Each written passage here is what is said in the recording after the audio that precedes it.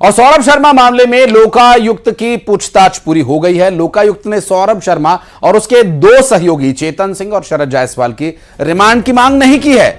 लोकायुक्त के वकील ने कोर्ट में कहा कि तीनों को 17 फरवरी तक न्यायिक हिरासत में भेज दिया गया है और तीनों से जेल में ही पूछताछ हो सकती है। तो रिमांड की मांग नहीं की गई है, लेकिन न्यायिक हिरासत में अभी उन्हें रखा जाएगा और न्यायिक हिरासत में पूछताछ होगी।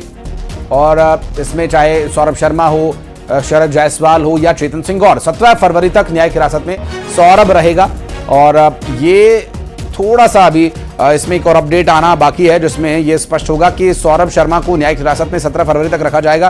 क्या बाकी जो दो अन्य सहयोगी हैं, क्या उन्हें भी 17 फरवरी तक न्यायिक हिरासत में रखा जाएगा?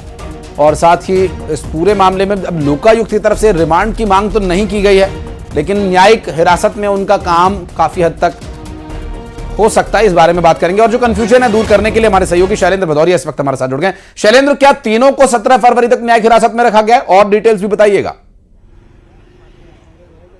बिल्कुल आशीष, मैं आपको बता दूं जिस तरीके से सौरभ शर्मा हो, शरद जायसवाल हो, चेतन सिंह गौर, इन सबको जो है वो रिमांड पर लिया गया था। चेतन सिंह गौर और सौरभ शर्मा को 7 दिन की पुलिस रिमांड पर लिया गया, लोकायुक्त पुलिस ने रिमांड पर लिया था, जबकि शरद जायसवाल की गिरफ्तारी चूंकि 1 दिन बाद हुई थी, इसलिए उसको 6 दिन की पुलिस रिमांड पर लिया था। और आज वो समय सीमा पूरी हुई थी, उसके बाद उनको आज यहाँ पेश किया गया था और अब से कुछ देर पहले ही वो यहाँ से न्यायिक हिरासत में भेज दिए गए हैं। तीनों के तीनों लोग जो है, चाहे वह सौरभ शर्मा की बात हो, शरद जायसवाल या चेतन सिंह गौर, तीनों को न्यायिक हिरासत में भेजा गया। 14 दिन की ये पूरी न्यायिक हिरासत होगी। 17 तारीख तक वो न्यायिक हिरासत में रहेंगे। 17 तारीख को वो फिर से एक बार कोर्ट में पेश किए जाएंगे। हालांकि कयास इस बात के थे कि हो सकता है कि लोकायुक्त पुलिस जो है वो उनकी रिमांड और अधिक लेने की मांग करे, लेकिन जिस तरीके से लोकायुक्त के वकील ने कोर्ट में आते ये कहा कि जो सौरभ शर्मा और उसके दो सहयोगियों से जो पूछताछ होनी थी, लोकायुक्त अपने स्तर पर पूरी पूछताछ कर चुकी है और यदि आगे जरूरत पड़ी तो न्यायिक हिरासत में रहते, जेल में रहते हुए वो उनसे पूछताछ करने जाएंगे।